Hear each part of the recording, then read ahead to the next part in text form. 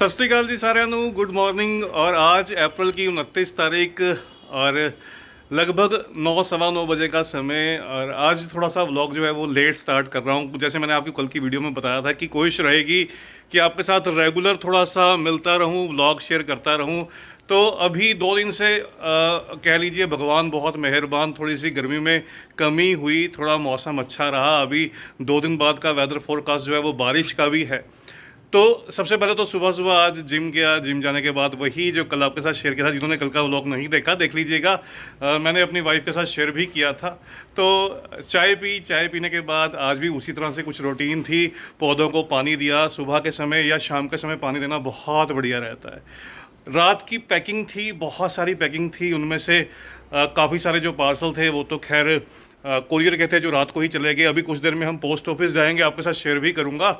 तो post office के 3 parcel हैं केवल, वो देकर आएंगे पोस्ट ऑफिस के ऊपर। और ये देखिएगा, एक चीज़ आपको दिखाने वाला था कि मैंने ये कड़ी पत्ते के जो पौधे हैं, ये 3 पौधे नए पौधे ग्रो किए थे बीज से। और 3 भी कह लीजिए कि 5 6 7 पौधे थे। इन 3 को तो मैंने एक इस तरह से कुछ बांध दिया था। तो बीज काफ़ी सारे बन जाते हैं इस मौसम में। फरवरी मार्च के मौसम में आपको कड़ी पत्ते ऊपर काले काले बीज से बने हुए दिखाई देते हैं। तो एक ये भी उन्हीं में से है।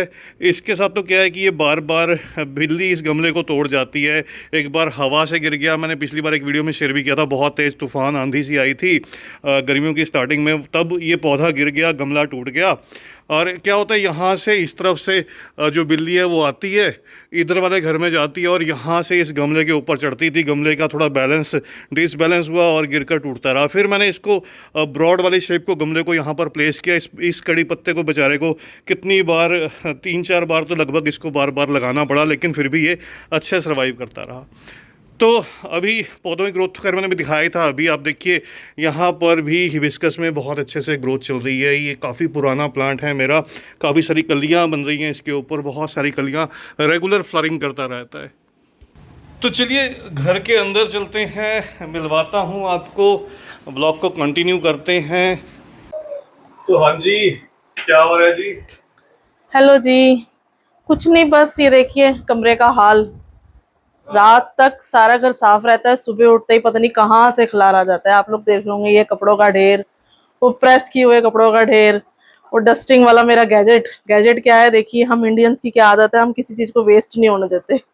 ये देखिए, ये पुरानी बनियान थी, फट गई तो मैंने डस्टिंग में लगा ली। बस अब ये कुछ थोड़ा सा खलारा संभालूंगी यहाँ से।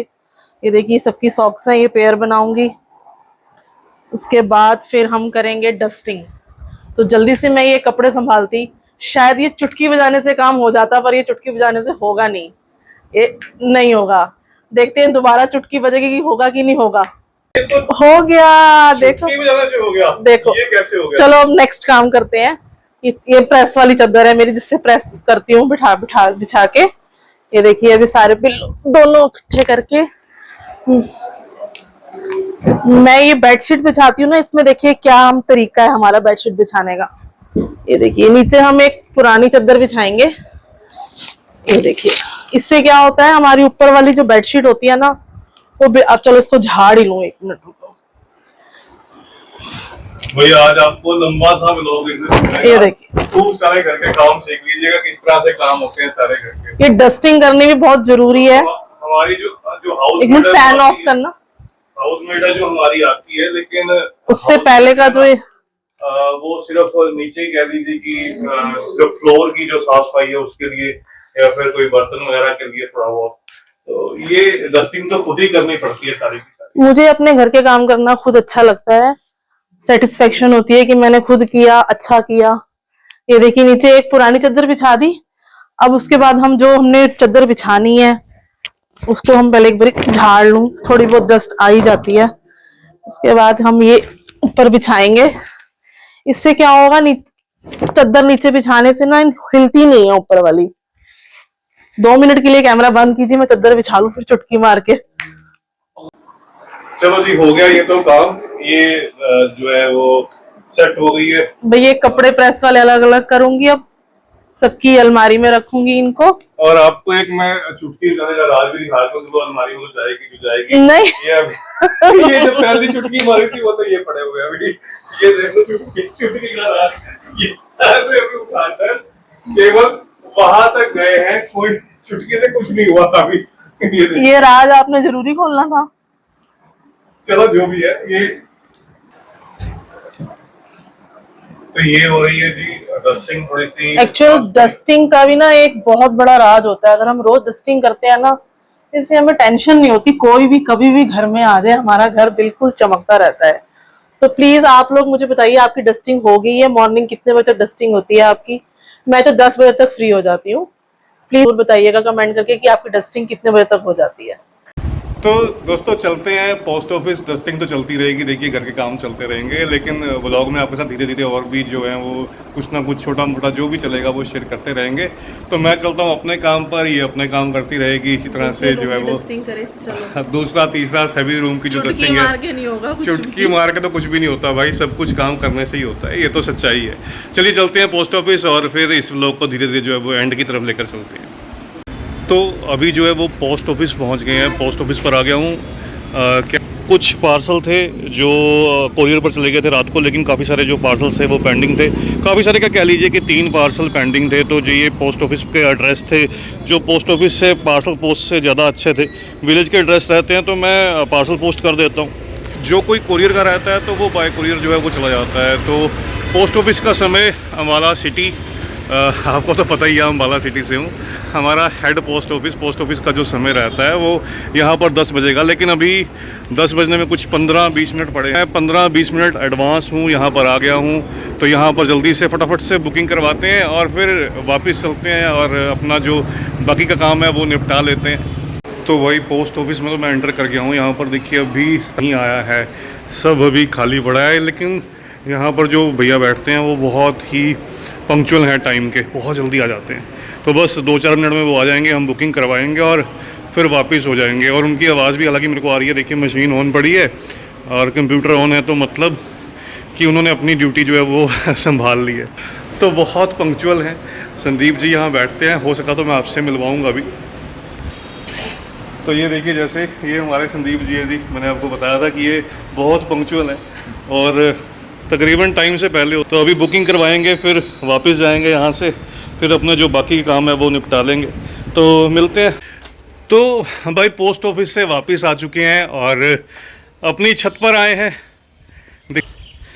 ये देखिए बहुत सुंदर सा कलर खिला था, बहुत खूबसूरत, बहुत शानदार लग रहा था। कुछ दिन पहले ही इनको रिपोर्ट किया था। काफ़ी बड़ी बड़ी जो बर्ड्स हैं वो भी आ रही हैं।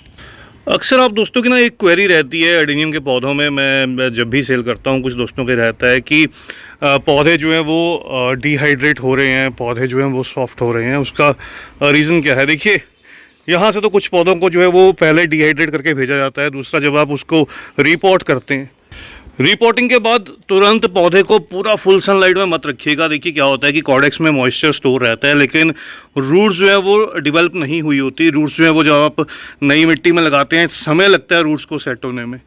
साथ के साथ मैं आपको बहुत सुंदर सुंदर कलर्स भी दिखा रहा हूँ। तो जैसे जैसे रूट सेट होती है ना, फिर पौधा जो है वो मॉइस्चर को एब्जॉर्ब करता है। तो अगर आप बहुत ज़्यादा सनलाइट में प्लेस कर देते हैं तो क्या होता है कि पौधे का कॉर्डेक्स थोड़ा थोड़ा श्रिंक होता है। ऐसी कंडीशन में क्या करना है, पौधे को जिस तरह से देखिए शेड है, शेड के नीचे रखिए, जहाँ डायरेक्ट सनलाइट दोपहर की, खासतौर पर गर्मियों के मौसम की दोपहर की जो 11-12 से लेकर 3-4 बजे तक की तेज़ धूप है वो ना मिले।